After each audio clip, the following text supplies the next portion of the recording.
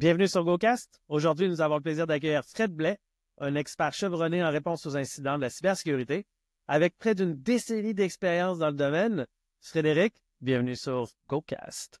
Hey, salut Fred, bienvenue au GoCast. Comment ça va? Ça va bien, merci. Toi? Merci de m'inviter. Ça roule. Ça roule. On a Rémi avec nous autres aussi. Rémi, il s'appelle? Rémi? Ah oui? Rémi représente officiellement la face non cachée de la GoSecure bière mexicaine. De vrai? Ouais, pour ceux qui ont goûté à la bière GoSecure, Rémi est l'effigie officielle de cette bière. J'aurais pensé que c'était un chihuahua pour une bière mexicaine. Ça, c'est un... Mais nous, c'est Rémi qu'on aime. Et donc, Rémi. on a mis Rémi là-dessus. Hey, dis-moi, Fred, qui tu es, d'où tu viens, qu'est-ce que tu fais, qu'est-ce que tu aimes? Fred, on commence où? On commence à la naissance ou on commence... Commence d'un point de vue business. Restons, ouais, écoute. Ben, Fred, c'est un gars qui ça fait 9 ans qu'il est en cybersécurité. Il a commencé sa carrière dans une petite start-up à Montréal. Il a accepté une job de vente et marketing. Puis il est arrivé là, puis il n'y avait pas... C'était le début, il n'y avait pas de sales. Puis il a commencé là, il a fait 5 ans là-bas, puis il a appris beaucoup en cybersécurité parce que... StreamScan, ça? C'est StreamScan, exactement. Cool. Fait que quand je suis arrivé là, j'étais l'employé numéro 3. Est-ce que nos auditeurs vont aller googler, Ils vont aller voir ton LinkedIn, Ouais, checker, voir. Ben oui. Fait que c'est ça, j'ai passé 5 ans là, puis je commençais en cybersécurité, puis j'ai eu la chance de travailler avec 2 gars, en fait, qui étaient les 2 fondateurs, qui étaient des gars qui travaillaient en cybersécurité. Tiens, ça au... Et non, il y avait Karim. OK. Il y avait un certain Karim, je n'aurais pas le nommer, là, et on n'enregistre pas, là. Hein? On devrait. On aurait Ah, juste ça, oui. Parfait. Donc, un Karim, j'ai travaillé avec lui, salut Karim, puis j'ai travaillé Quel avec invité, Karim, mon podcast. l'invité. Ouais, ben oui. Et Oussama. Mhm. 2 gars super bons en cybersécurité. Ils enseignent dans des universités à Montréal. Puis avec eux, ben, j'ai appris extrêmement beaucoup sur la cybersécurité. Étant donné qu'on est une petite équipe, ben, je me suis ramassé à faire plein de choses. Au niveau cyber, mais aussi au niveau vente, marketing. Puis je me suis ramassé surtout à aider dans les cas d'incidents de cybersécurité. OK. Fait que ça m'a permis d'apprendre beaucoup sur vraiment la pratique de cyber, les vrais problèmes de cybersécurité, qu'est-ce qui se passe quand quelqu'un se fait hacker. Puis ça m'a permis d'apprendre de la cybersécurité, en fait. Mais là, parlons-en de ça, là, parce qu'aujourd'hui, tu t'es spécialisé vraiment dans la réponse aux incidents, ce genre de choses-là. Ouais. Tes débuts étaient là-bas, probablement. Chez GoSecure, tu as poussé le bouchon encore plus. Tu as Exact. amené ça à un autre niveau. Dis-moi, c'est quoi la première étape quand quelqu'un appelle? Tu sais, ça sonne, là, Hey Fred, on est breach. Qu'est-ce que tu réponds? Qu'est-ce qui se passe? Ben, en fait, la première chose, c'est de faire comprendre tout de suite au client que tu l'as fait. De mon expérience, hein, je vais parler parce que... Mhm. Puis ça, j'ai commencé à me faire... Je me rappelle mes premiers appels que je recevais où j'avais aucune idée quoi faire. Là. Pas une idée quoi faire. J'avais une idée de quoi faire, mais c'était les premières fois, t'es nerveux, le gars il appelle, le client il panique. Mais la première chose... Tu improvisais ou tu... Ben, pas que j'improvisais. Là. Je pense que le monde de réponse aux incidents, soit qu'ils l'ont pas, ils ont un côté un peu gestion de crise. C'est du monde qui sont capables de rester calme quand tout le monde est énervé, puis qui est capable de guider le client dans la... Comme un pompier, exactement. Mais la première chose, c'est de rassurer le client sur tu sais qu'est-ce que tu fais, tu en as fait souvent, tu comprends qu'est-ce qui vient de se passer, puis il ne tente pas de main. Quand il parle avec la bonne personne, il ne parle pas avec quelqu'un qui ne connaît pas la réalité d'un incident. Donc, lui faire comprendre que c'est quelque chose que tu fais souvent, que tu connais tout ce qui va arriver, que tu connais les acteurs, puis que ça va être facile avec toi. Tu le rassures, puis tu lui donnes tout de suite, tu essaies de comprendre qu'est-ce qui s'est passé. Donc, tu fais parler le client sur l'incident. Mais là, à chaque client, c'est différent. Des fois, c'est la comptable qui t'appelle, des fois, c'est le patron, des fois, c'est le gars de TI. Donc, ils ont toute une vision. Selon la taille de l'entreprise, j'imagine aussi. Exactement, ou selon qui a pris l'initiative d'appeler. Mm-hmm. Et donc, il faut que tu t'adaptes au discours avec la personne qui est devant toi, puis il faut que tu tout de suite, tu essaies aussi d'orienter le client, de faire des actions qui vont minimiser l'impact que l'attaque est en train d'avoir lieu. Exactement. Mm-hmm. Donc, il faut vraiment être capable d'évaluer rapidement son où dans le cycle de l'attaque, qu'est-ce qui se passe. De ce que j'entends aussi, il faut que tu gères l'être humain qui est en panique, il faut que tu gères les assets du client, il faut que tu gères si tu as un ransomware, si tu es en train de se propager, si tu es en train de defacer son site web, si tu es en train de s'en aller dans les third parties de toutes leurs partenaires. Puis aussi gérer ses craintes, parce que lui, il comprend pas qu'est-ce qui est en train de se passer, il comprend pas l'impact que ça va avoir. Fait que la réponse aux incidents, c'est vraiment un problème de communication, en fait. C'est vraiment pas juste le forensique, c'est vraiment comment je communique au client, qu'est-ce qu'il doit faire, lui faire comprendre, parce que pour quelqu'un de normal, change tes mots de passe, mais change tes mots de passe, quand tu y penses, ça veut dire, c'est change le mien, c'est change celui de tout le monde, c'est changer seulement celui qui s'est fait hacker.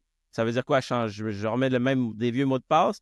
Donc, souvent, il y a un problème de communication. D'authentification forte, tu as plein d'autres affaires à rajouter là-dessus. Exactement, mais ça peut pas se faire des fois aussi simplement parce que des gars, il n'y a pas d'équipe TI, il y en a une. Est-ce qu'on a le même Les processus sont-ils fonctionnels? Exact. C'est quoi la priorité? Parce que là, il y a plein de choses qui se passent. Lui, sa compagnie est paralysée, donc il faut être capable d'amener le client sur terre puis lui dire, ben voici qu'est-ce qui s'est passé. Mauvaise nouvelle, tu en as pour 4, 5 jours, 2 semaines. Tu sais, tu ne repartiras pas demain. Là, Donc là, il faut qu'il digère ça. J'ai déjà été dans un incident où ils ont juste fermé l'entreprise à tous les employés. Là. Et donc, parce moi, qu'ils les payent. Ouais. C'est quoi parce que là, il y a plusieurs acteurs là-dedans. Là. Il y a Fred et / mettons, GoSecure va représenter la portion enquête, la portion... On est dans la portion cybersécurité appliquée / TI un petit peu aussi, mais il y a d'autres joueurs. Là. On s'entend, il faut que, exemple, cette compagnie-là aille s'annoncer au marché pour expliquer ce qui est arrivé. Là. Ça, c'est pas une job TI plus qu'une job de communication. Exactement. J'imagine il y a des boîtes spécialisées dans la communication.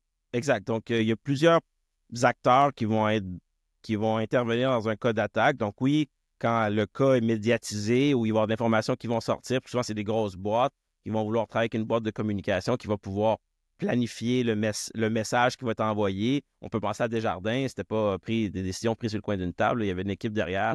On peut imaginer qu'ils prenaient les décisions, quel mot qu'on va utiliser. Après ça, il y a l'équipe légale qui va réviser pour être sûr qu'on ne fait pas de faux pas et on ne dit pas des choses qui vont pouvoir mettre l'entreprise dans l'embarras. Après ça, il y a l'équipe technique interne. Il y a l'équipe technique de cybersécurité externe, souvent, qui vont intervenir. Après ça, il y a les assureurs. Est-ce qu'ils vont couvrir? Est-ce qu'ils ne couvrent pas les frais? Donc, on peut penser, souvent, on est comme un calinette, en fait, GoSecure. On a une équipe calinette, on se fait appeler lorsqu'il y a un désastre, on arrive et on aide à nettoyer qu'est-ce que le désastre chez l'entreprise. Mais on se fait donner le scope par l'assureur qui dit « je paye pour… » dans un cas de comme un calinette assuré. Là. Calinette, quand il veille, il sait qu'il ne peut pas payer pour changer les robinets en plastique pour mettre des robinets en or. Tu sais. L'assureur, il y a un cadre, la façon qu'il veut opérer, qu'est-ce qu'il va couvrir. Donc, c'est l'assureur qui donne les grandes lignes de qu'est-ce que GoSecure peut faire. Puis c'est aussi l'incident, parce que chaque incident est quand même unique. Donc, il faut adapter notre réponse selon l'incident. Puis qu'est-ce que l'assureur nous demande de faire. Puis l'assureur, en fait, nous demande de s'assurer que le client peut revenir à la normale de façon sécuritaire. Parce que c'est pas intéressant pour l'assureur de revenir à la normale d'un client à lui puis qu'il se fasse hacker dans 6 mois. À nouveau, ben oui. Lui, ça lui coûte cher. Puis là, on parle aujourd'hui de double extorsion, puis on parle aussi de se faire réhacker dans les 6 mois. On voit un gros pic de compagnies qui s'est fait hacker, que 6 mois plus tard, ils se font réhacker. Exactement. Donc, qu'est-ce qui se passe? C'est que les entreprises ne comprennent pas les risques de cybersécurité. Et donc, on va leur donner des recommandations pour un incident ou pendant un incident, mais des fois, ils ne veulent pas les écouter parce que ça peut retarder leur retour à la normale. Donc, ils vont essayer de tourner les coins ronds ou ils vont pas respecter ils vont pas prendre les recommandations, puis ils vont se retrouver à avoir d'autres problèmes dans les 6 mois, dans les années. Et donc, mais l'assureur, lui, il nous paye pour éviter que ces choses-là arrivent. Et donc, puis la plupart des entreprises qui sont hackées là, au niveau de la cybersécurité, les choses qu'ils ont en place, je parle s'ils ont des outils, des EDR, s'ils font des scans, ils ne sont pas très matures. Et donc, ça explique pourquoi ils ont des brèches de sécurité. Mais même des grosses boîtes aussi qui ont une pratique de cybersécurité, ils peuvent se faire hacker aussi. Oui, ça arrive à tout le monde. C'est plus est-ce que ça va t'arriver, mais quand est-ce que ça va t'arriver? Exactement. Ça fait bientôt 5 ans maintenant, mais plus que ça peut-être même.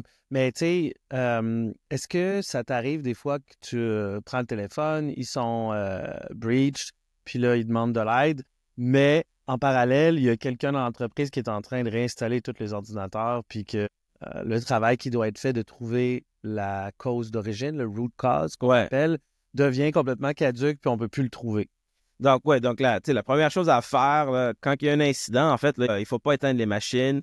Il faut arrêter qu'est-ce qu'on fait. On isole où est-ce qu'il y a eu l'attaque. En fait, on ne veut plus que ça se propage. On isole ça puis on attend que les experts viennent nous dire quoi faire. Mais il y a des compagnies que dès qu'il y a un incident, ils vont juste éteindre toutes les machines, ils vont tout wiper, puis ils vont dire, on recommence à reconstruire. Puis là, ils n'ont pas identifié la source de l'attaque.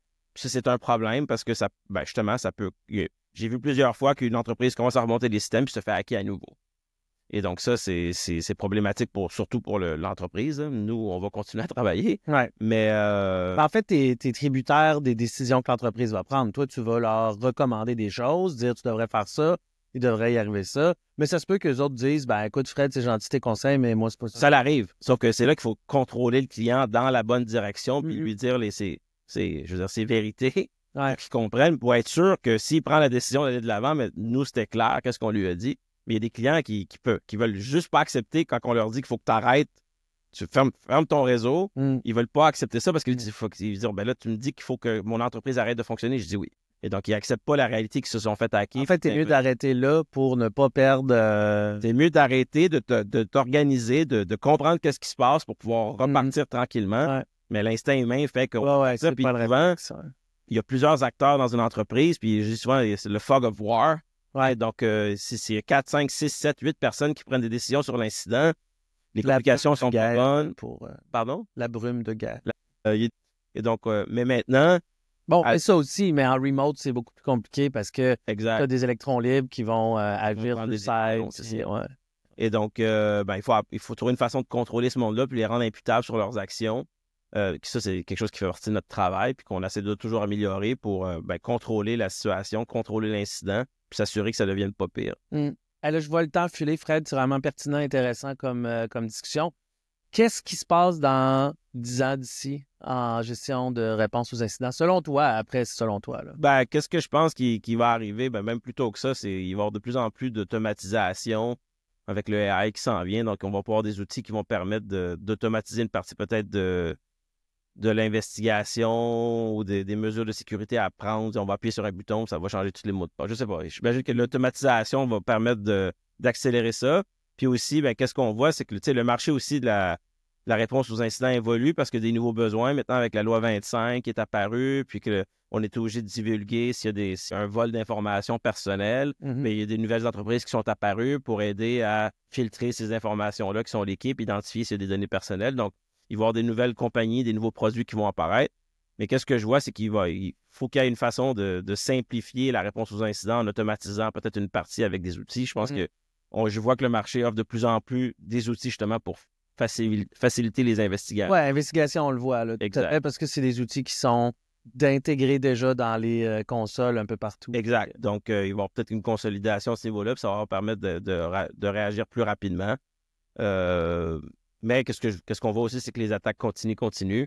Ça fait qu'augmenter. Donc, il y a encore plusieurs bonnes années devant nous pour développer de l'expertise pour aider nos clients. L'expertise, exactement. Hey Fred, ça a été un grand plaisir de te recevoir dans le grand divan rouge du GoCast. Ça fait plaisir. Merci de m'avoir invité. Bonne journée à tout le monde. Merci.